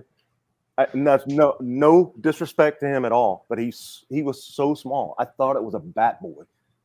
And I'm like, it took me 30 seconds of talking to him. Like, oh, that's Pedroia. He's like the MVP of the league. So I felt kind of bad about that. But yeah, he's a good dude. Well, it proves your point of just how he doesn't look the part, but he gets it done. Right. And it's kind of like Norby, like you said. You look at his stature, you look at his size, and you're going, okay, probably a contact hitter, and he can hit for contact. Yeah. But if you hang it, he's putting it out of the park. Yep. Can you hear me now, Zach? Yes, There we he is. can. We're back. Okay, if he hangs it, he's gonna bang it. Bang That's it. what I you know. You know, you hang it, we bang it. I know. He's also But He's also a doubles machine, by the way. Mhm. I mean, Yeah. the dude just hits. He finds the gaps, and that's part of the job. Gap to gap, he bangs. Kevin, last thing though, because then we'll get David out of here as we wrap it up, and we're gonna have David on all the time. Obviously, he's our go-to guy, and we're gonna have some more stories. But Kevin, want to talk about a recent move, maybe just to see if we can get some insight. Yeah, David, the Orioles with a roster move about an hour ago or so. Burt Smith coming up from AAA and Dylan Tate getting sent down. Do you have any insights into Burt Smith? I know he came to the team recently, only pitched in 2 games for the club, but I'm not sure how much of an extended stay this will be for Burt Smith. And on the other side of that, for Dylan Tate, someone who has had a couple of stays down in Norfolk, what are your thoughts on him and maybe his future with the Orioles and him as a pitcher in general? Well, Smith didn't play in organized baseball, American organized baseball, for the past 2 years. He was in Japan, I think, in Korea, in consecutive years, and now he's back over here. He played a little bit for the Marlins. I mean, before that, he had like parts of 6 seasons in the big leagues. Yeah. He's a proven commodity. On the other hand, so is Dylan Tate, and I mean, Orioles fans are familiar with Dylan. he's another guy. He'll come down here. He'll do his job. He'll be fine. It's the thing is with these guys, when they get sent down, yes, there can be some bitterness, but they also know what they have to do to get back. And being bitter is not the answer. And Rip, you've been around that. You've seen guys come down and well, I won't say the term for it, but like they often they're not happy, at least at first, and then they kind of settle in and like, okay, I'm still playing baseball. I still have a uniform. I still get a check, for God's sakes. Now you can, if you do your job here, you can get a much bigger check, and so that's what not that the check keeps them going, but obviously they want to play at the highest level, and they know that if they do their job here, that's how they get back to it. So he'll be fine. Tate will be fine. Birch will probably produce. I don't know how long he'll be up there, but they'll give him a shot. And with Dylan Tate, do you think he's still any part still dealing with recovering from injury? Because I feel like the Dylan Tate we saw over a year and a half ago, 2 years ago to now, it just feels like there's been something a little off. Have you seen anything, or do you think it's just he's going to get back to it eventually? You know, he's still the same pitcher. I think he's probably still the same pitcher. Who among us doesn't still deal with an injury? I mean, for God's sakes, I broke my foot sliding into third base 20 years ago, and it still hurts. So I'm still working around that. So, I mean, it's yeah, you deal with an injury, but you can also overcome it. And I don't think that's holding him back. I think it's something he can get around, and he'll be fine. Yeah. Rep, did you have anything else you had to add? I know you're muted right now. So can you hear us? He's eating a bowl of pasta. Yeah. Rip, you're muted. Yeah. There we go. Are you? Oh. Oh, and he froze. Wait. So Rocco, did you have a question? This show falls apart without him. It does. Yeah, It I really know. does. I know. Yeah. He's supposed to be a glue guy, but he's also our fearless leader. I know, he's Ryan our Ripken, fearless who traveler. The show Yeah. is named after. So, we need him to keep this show going. David, before we let you get out of here, I want to ask about a guy that is currently up in the bigs, who we've talked about the last couple of weeks, but now we're seeing what he can do with a bigger sample size, and that's what we talked about before, and that's Heston Kjerstad. With consistent at-bats, it's not surprising what he's doing at the plate. Did you see this coming all along, his success with the bigger sample size at the big league level? 100%. And I think I even said it a couple of weeks ago. All he needed was a chance, because what he's doing right now is what he's been doing. He was owning the International League. He was the mayor of the International League when he was here. People saluted him when he walked by. It's okay. These are two different jobs. It's one job to be a dude who goes and pinch hits every 3 or 4 days, sits there with his hands under his butt for 7 innings, and then they go, "Hey kid, you're up." That's one job. It's another job to post up every day and be in the lineup and know you're going to have 4 or 5 at bats. To me, having done both, the latter is much easier. And I think Heston just needed his shot to do that for a while. And he is showing the player he is and the player he's going to be. And he's going to be successful for a long time in the big leagues. I have no doubt about it. Yeah, I think he's been. Oh my God, that scared the crap out of me. Holy crap! I did not know Brad was behind me. Wow. But no, David, it's exactly what we've been talking about all along. If Heston Kjerstad got his opportunity, he was going to produce and do exactly what he's doing right now. So, any final questions? Anyone? Boom, boom. Awesome. Is it weird that I said he was the mayor of the International League? I don't No, know. that was Made awesome. up. No, I That like sounded that. really cool. Yeah, no, that got me fired up. It's like, Oh, Yeah, welcome you back, said a man. lot more questionable things, David. You know, that one's not one of them. I held That back. is Right, true. I have to, so don't I just worry. watched that Kobe Mayo short over and over again with you just talking about describing the home run. The And ass missile. I laugh every single time how he described it. He said he got a ball at the nips. I was like, at first, I'm like, oh, what does he mean by that? And I'm like, oh, he literally meant like at the nips. At Like the that's nips, exactly what he's talking about. So Well, that was it's fantastic. an inside term. You're learning. Hey, David, before we let you go, again, where can people find you, and what do you have cooking up here on where people can find your work? Thank you for that. They can look at pilotonline.com, as in Virginian Pilot. It's the name of the paper I work at. They can find me on Twitter or X at David Hall VP, as in Virginian Pilot. And I'm working on, speaking of Norby, I talked to Norby and I talked to Maverick Hanley and the manager, Buck Britton, about those two players' recent experience on the taxi squad. And I thought, and we were just, Mav and I were just kind of chatting after BP the other day. And I was like, what is that like? Because I don't know. I mean, do you guys know what the taxi squad is? No. Yeah, it turns out they just go up to the big leagues. They get a uniform and a locker. They hit in the cage. They are treated like every other player, but they get no more money, and there's no chance they're going to play. And so both these guys, the first thing out of their filthy sewers was the food's unbelievable. They couldn't say enough about the food. And I talked to Buck about it. I'm like, Buck, you've been really creative, and you guys have probably seen the videos. You've been really creative about how you tell guys they're going to the big leagues for the first time.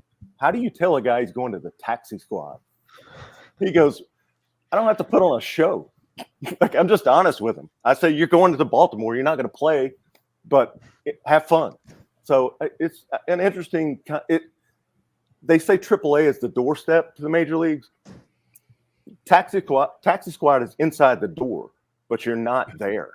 So it's like a half promotion. It's So, like that little hallway like between the front door and like that's where you're sitting there like, okay, I got through one door, but I'm not allowed to go in the house yet. right. And David Benuelos, a catcher here, was on the taxi squad. Yeah. And he's been up there a bunch on the taxi squad. And he while he was there was an injury and a need, and all of a sudden he's making his big league debut. So it's not impossible, but they know that when they go there, they're probably just going to be watching. But Maverick did tell me he was up there when Adley Rutschman had a rare day off, and so he got to sit in the dugout with Adley and just pick his brain, which is valuable for a AAA catcher. I never even thought about that they could be in the dugout and stuff. Yeah. Zach, players, they can be around each other. We will have a lesson on that. We'll have a baseball one. I'm just kidding, but we'll have a lesson on that. Thought you had to watch in the hotel room with the whole only 26 guys in the clubhouse. Well, during COVID, and maybe they've changed it during COVID, though, when you're a taxi squad, you just had to go back to your hotel room. You are correct on that. You're a good kid. Yeah. You're a good Maybe kid. that's where I'm David, it from. Yeah. Well, we appreciate that. And then in the future, we'll have to have you back on when Buck gets back, and maybe I'll get my old manager to come on here and talk a little bit about throwing to Gunner in the home run derby. So, David, appreciate you. We'll push the article when it comes out. I'll bother you probably, in 2 hours or so, whatever it's going to be. Now, that's the look. Yes. Look at that. I knew it was coming. There we go. Rip, you've got it. Oh, man. What a squad. Oh, yeah.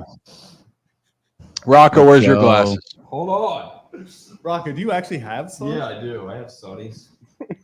Sonny's. I got to get them out, though. Give me a second, guys. I know, I feel so out of place. God, you weren't just ready for this, Rocco? Come on. I didn't Come know on. this was Come on, happen. dude. David pulled a fast one on me. Wow.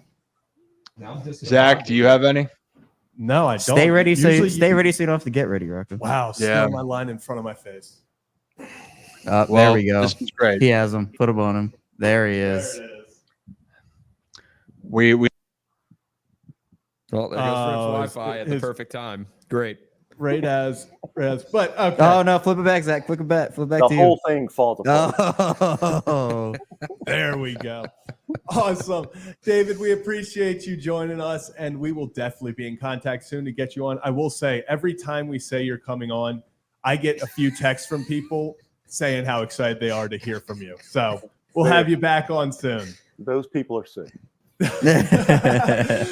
David, everyone. David, thank you. Clapping around the room. Appreciate you, David. Awesome.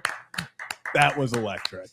Oh, That so was good. electric. So Stackhouse good. from the clouds again. Zach wears those elderly wraparounds, I bet. Yeah, I can see it. He's definitely got the string attached in the back. It Just looks hangs like off it the, with the yeah, it actually mic. does. Yeah. Yeah. Joe used to sell sunglasses. That does not surprise me. Yeah. Yeah, we can't hear you, Rip. No, we can't. You look clear, actually. Yeah, Like, you do look clear. You look very clear. Very clear. So, Rip, while you try to get that back. I can't wait until he's just like back and there's no technical difficulties anymore. It'll be a beautiful thing. There will still be technical difficulties. there will. Don't you worry will about be. that, There will be. Rocco. But before we get out of here, is he, Join the show. can and you unjoin the speak? show. Or No. No, guests we have on. no. No. Close, but no cigar. How about now? Oh, Yeah, wow. yeah. My goodness, Well- buddy. It's Yeah. not as good. Okay. Zach, It you're going to works. hit people with our Hollywood Casino because we got a lot of great offers there as well. Yes. I got to get going here, though. So, one thing I did want to toss out this idea. So, maybe this can be brought to you, everyone, by our friends over at Hollywood Casino in Charlestown over in West. Virginia. Virginia. Oh my god. Better. Yeah. So in general, Zach, you can do the jingle for it, but this is the question I want you guys to answer. And I'll give my opinion. You guys can go around the room. Consider this a parting. Factor crap. We've talked a lot about pitchers for the Baltimore Orioles, but what's been talked about a lot recently is that fans, the perception that this team is home run or bust and doesn't do a good enough job in runners in scoring position situations. So it leads to the question, fellas, factor crap, the Orioles must acquire one more big-time bat if they're going to have a chance to go and contend for the World Series this year. My answer, I'm going to say personally, no. I think they have all the pieces in-house, whether that's in the organization in the minor leagues or guys that are in the big leagues.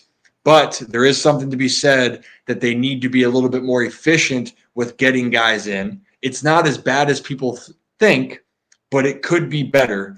But don't let that thought or feeling right now still deter people from how talented of a roster this is and how guys, like I believe, whether it's a Kobe Mayo, his time is coming. But the price to go get a bat might not be worth it, and where do you put it? And so for me, it's crap. I don't think they need to go get a bat. I think pitching, relieving, and starting are the priorities. No doubt about it. Fellas, what say you? And I tell you. Awesome. Thanks, Rip. Have a good one. Bye, buddy. I'm going to agree with you, though. It's crap. The Orioles have everything in-house for offensively. Offensively, I think when you have guys like Heston Kjerstad, who's just been dominating every opportunity he's gotten, he needs to get more opportunities. Kobe Mayo, we talked about. Connor Norby. I mean, there's so much offense that can be brought up from the minor leagues. Obviously, it's the same situation, though. Young guys, let's see how they adjust once they get up there. We saw that with Jackson Holiday, who is another name. Maybe down the line we see better on-base percentage guy. So, Rocco, we'll start with you. Factor crap. The Orioles need to go get bats. I said crap. We talked about like the trade deadline, potentially what we could see. And would it surprise me if they went out and added a bat in there? No, but I don't think they need one when they have guys at the AAA level that are more than capable of hitting a cover off a baseball, like Kobe Mayo, like a Connor Norby. I mean, guys are down there. So if you're not going to do it internally or at the AAA level, then when are these guys going to come up? When are you going to bring them up if you don't need them? So, but right now, what we're seeing with the Orioles, and Brandon Hyde alluded to it, and so did James McCann, if you watch the Masson post game, they're trying to kill the ball right now.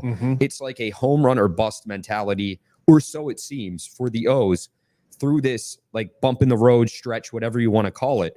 They need to get back to their ways where they're not trying to kill the ball. They have the bats, they have the talent, they have guys that can hit for base hits, for doubles, for triples. It doesn't always have to be, okay, we have guys on base, we need to drive them in via home run. Put the bat on the ball. Put the ball in play. Give your guys a chance to score. When you see guys at second and third, and what was it, no outs yesterday in the sixth, and you can't produce any runs, as a fan, it makes you want to throw up. It does. And then you get Austin Hayes and Jorge Mateo back-to-back striking out. It's like, stop overthinking. Get back to what you do best. You know you have the offense. You know you can put up runs. Now it's time to do it. Like I said before, I think the All-Star break is coming at a perfect time for this team.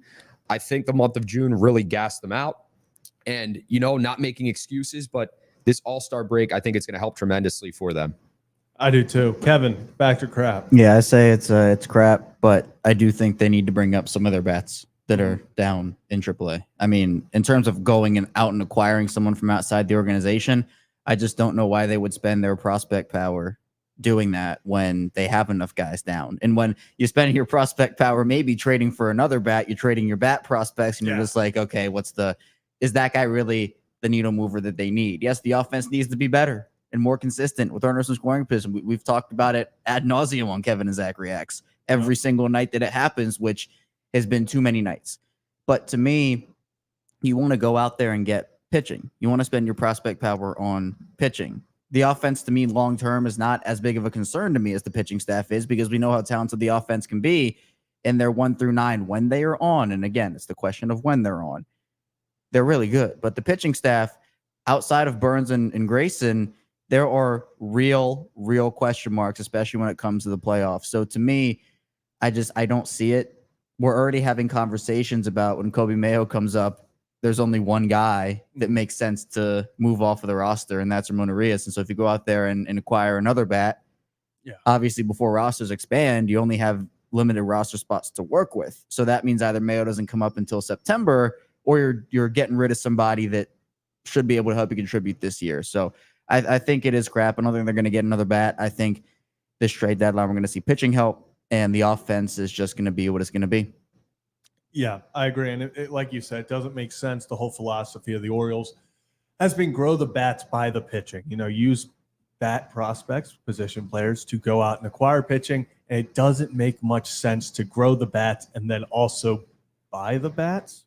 It would be one thing if you felt like the Orioles had one glaring hole and nothing to fix it internally. I would understand that. But pitching is just such a bigger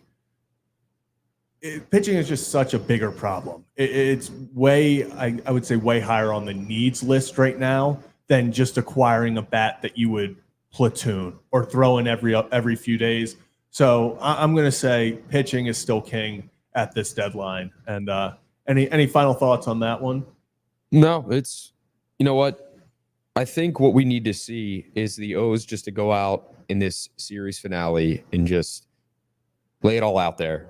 It's get back to your ways, and it can start. I know the All-Star break's coming up, but it can start today. You avoid the sweep against the Cubs. You go into the series with the Yankees on a high note, maybe not the highest note that you would have hoped, because you already dropped 2 of 3 and lost the series to the Cubs. But get at least a win, salvage the series a bit, and prove to yourselves that you're a team that is capable of driving in runners when they get on base, on second, on third, when they get in scoring position, because that's what this club needs. I think they need a bit of a confidence boost. I think they just need to get back to their ways, and they'll be fine from here on out. But right now, it's just like this series has been a wash so far.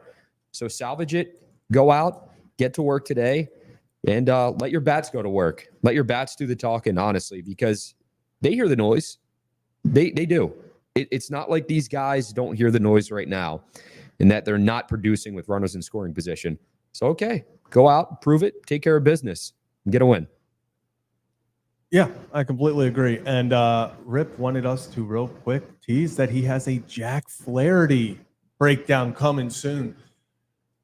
Old reliable Jack Flaherty. The Orioles reacquiring Jack Flaherty, said this before, will be an absolute movie.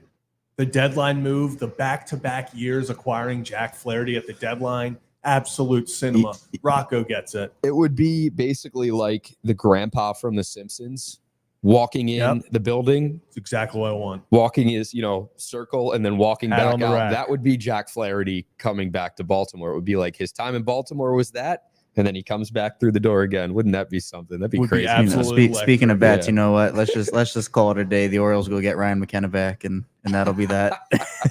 Bring me Ryan McKenna. What's Fix all the issues. What is he, Kev? Their on base percentage leader when it comes to that? Is that what we Yes. brought up? Yeah. He is. With obviously not qualified, but if you're looking at Nowhere close players to that aren't qualified or anything, Yes, just looking at those it's stats, he right had there. he led the team in on base percentage, I think in slugging as well. Hold on, I'll find it. Orioles, among non-qualifiers, he had like 8 at bats this season, Which is so crazy. like Electric. and two home runs. And two home runs and 8 Big at bats. shit. I know it would literally like talk about producer. Jordan Westberg is that guy, but you know what? Maybe Mac. Co-director Stop it. Ryan McKenna. Co-director. Stop it. In terms of on base percentage, Ryan McKenna leads the Orioles with a 4.44. Slugging, he is also leading with a 1.125, which is very high compared to the second place guy, Gunnar Henderson, 5.94. So Ryan McKenna better than Gunnar Henderson confirmed. What can I say? Confirmed. What can I say? Stats are right there for I you. can't even say that as a joke. Like, I know we're joking here, but like those Rocco, let me words tell you cannot come out of my something. mouth. Men lie, women lie, numbers don't Numbers don't lie. lie. Yeah, Check the you're right. stats, Ryan. Now McKenna. I'm looking at WAR. Orioles legend Tony Kemp, second to last with a negative .02. Number one. Don't do Tony Kemp like that, Didn't- Kevin. Tony Relax. Kemp did not need that straight, Yes. He's a legend and he's still playing baseball, by the way. Come Yeah, he is. on. Still He is. playing baseball. Kevin. Awesome. So that conversation, though, was brought to you by our good friends up at Hollywood Casino and Charlestown Races in West Virginia. So, it's like an hour from here, hour and 10 minutes. Not far. We went up there, close to 2 months ago at this point. Awesome time. Awesome time. Must be 21 or over. And if you are a Penn Play member, you can get complimentary drinks. Complimentary. Raise your hand if you like complimentary. Kevin, get that hand up. Oh, baby. Get that Red Red Bull Bull. up. So complimentary drinks. And if you sign up with the Penn Play card, you can get up to $2,000 in rewards, Penn Cash. So once again, must be 21 or older to do that, but is a great time. We will be back up there soon. We will let you guys know.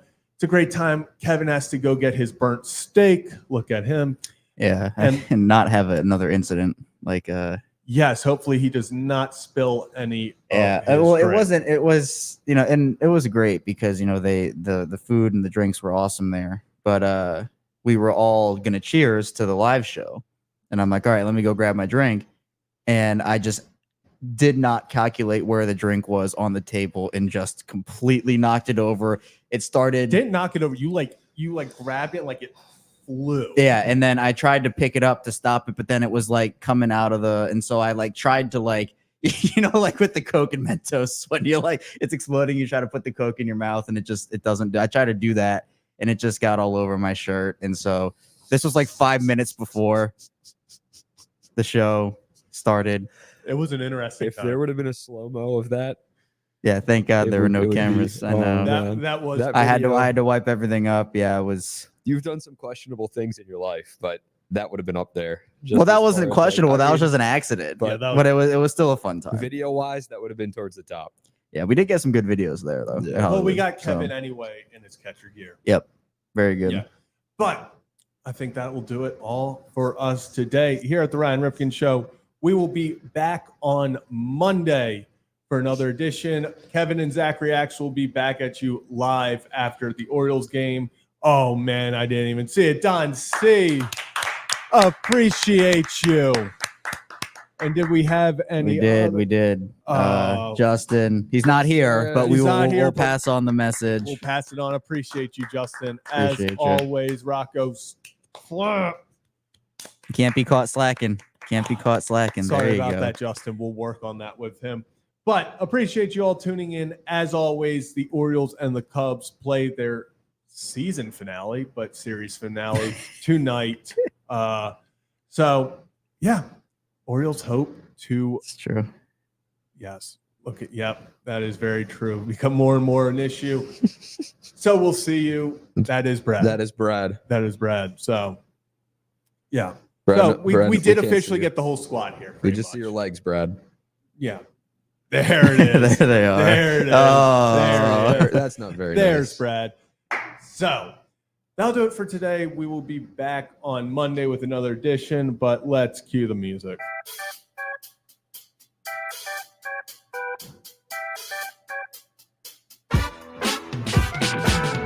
That'll do it for another edition of the Ryan Ripken Show. We will be back on Monday, and have a day, have a night, have a Thursday, and we will see you all back here on Monday for another edition of the Ryan Ripken Show. Peace out, baby. Peace.